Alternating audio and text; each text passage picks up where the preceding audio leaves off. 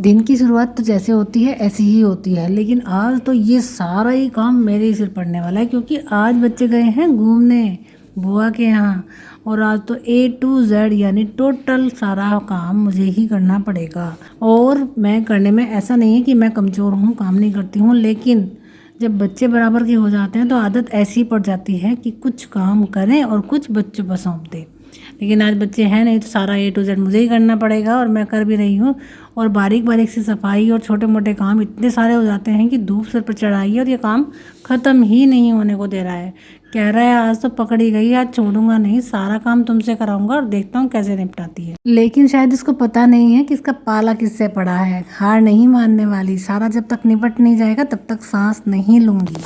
सब चीज़ों की सेटिंग हो चुकी है और झाड़ू मैंने लगा दी है हर तरफ और बारीक बारीक सारा झाड़ पोछ करने के बाद अब आती है पोछे की बात। और पोछा भाई आज मॉप खराब हो गया है मेरा स्टैंडिंग वाला, तो आज मैं हाथ से लगाऊंगी। थोड़ा सा तो भारी है क्योंकि आज प्राण निकल कर बाहर आ रहे हैं, लेकिन लगाना तो है ही और लगाना भी चाहिए। अगर शायद मैं बराबर इसको लगाती रहती तो आज इतना हैवी शरीर मेरा नहीं होता। लेकिन खैर कोई बात नहीं, काम तो मैंने निपटा लिया है।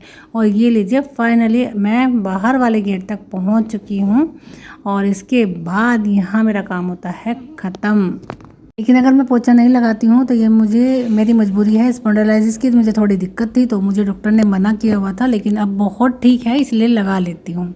इधर मछलियाँ मुँह बाकर इंतज़ार कर रही थी मेरा कि हमें भी थोड़ा सा सांस लेने के लिए थोड़ी सी हेल्प कर दो, तो मैंने फटाफट से पंप निकाला और पंप निकाल के साफ़ करके इसको दोबारा से लगा दिया।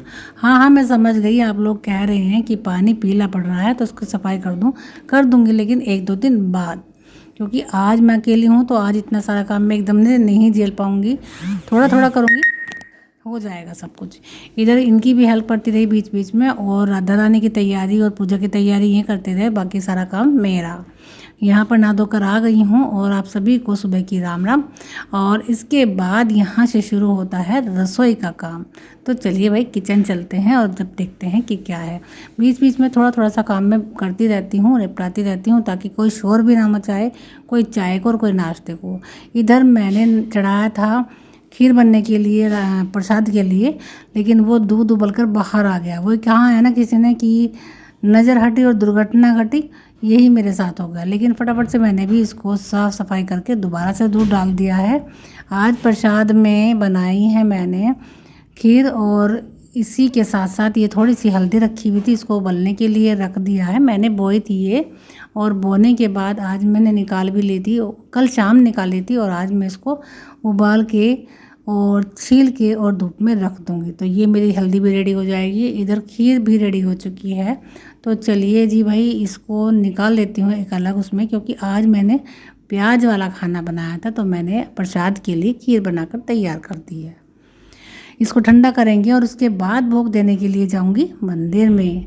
ये लीजिए सबसे पहला भोग लग गया है हमारी राधा रानी को और उनके परिवार को, और इसके बाद आता है नंबर हमारे परिवार का। तो भैया नहाना धोना सबका हो चुका है तो इन्होंने भी रसोई की तरफ को झाँकना शुरू कर दिया है और बोल रहे हैं फटाफट से ला दे, अब तो भूख लग रही है। तो मैंने आज बनाए हैं आलू टमाटर की सब्जी और साथ में करेला, इसीलिए मैंने खीर बनाई थी। तो थाली लगकर इनकी भी तैयार हो गई है और गर्मा गर्म सी रोटियाँ। एक तो बच्चे नहीं हैं, ऊपर से मैंने नाश्ता इसीलिए नहीं बनाया है क्योंकि हम ही 2-3 हैं, तो यहाँ पर प्रॉपर खाना भी तैयार कर दूँगी, यानी दोपहर तक भी। और अभी 11 बजे जब हम लंच कर लेते हैं तो हमें फिर बाकी की ज़रूरत नहीं पड़ती है। तो यहाँ पर प्रॉपर थाली मेरी तैयार हो चुकी है और इनको मैं खाना लगा दूँगी और गर्मा गर्म खाना खिलाकर तसल्ली के साथ इनको अपनी ड्यूटी भेज दूँगी। और फिर मैं भी निश्चिंत और ये भी निश्चिंत। कौन कौन करता है सुबह के नाश्ता और खाना कंबाइंड? मेरे यहाँ तो ऐसा ही होता है क्योंकि दोपहर में हो जाता है, लेकिन आज बच्चे नहीं थे और मुझे याद आई तो जैसे ही मैंने याद किया और सब बच्चे हाजिर।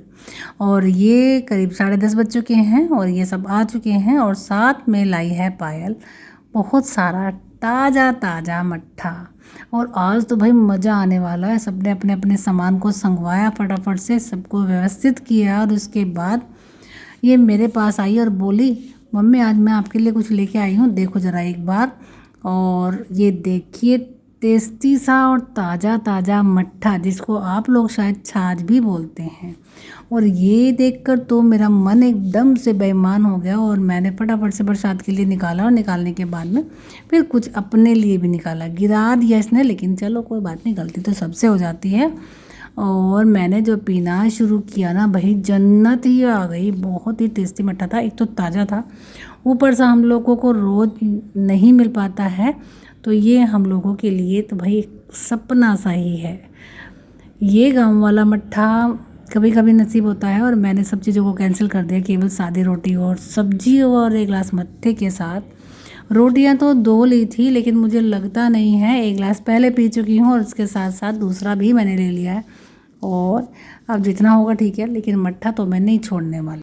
दूर से ही बातें बनाते बनाते हमने अपना लंच भी कंप्लीट कर लिया है, और टेस्टी था, बहुत बढ़िया था, ताज़ा ताज़ा था और बढ़िया ही मस्त। और बच्चों ने उसके बाद अपनी बातें बताने शुरू की, जो ये कि रात को 3 बजे सोए हैं, नींद आ रही है, लेकिन मम्मी अभी तो थोड़ी सी गुंजाइश है, तो थोड़ी देर बात करने के बाद में अगर हम सो गए तो हमको आप उठाओगे नहीं, लेकिन ऐसा थोड़ा ही होता है भाई, फिर तो मुझे भी तुम्हारे साथ सोना पड़ेगा।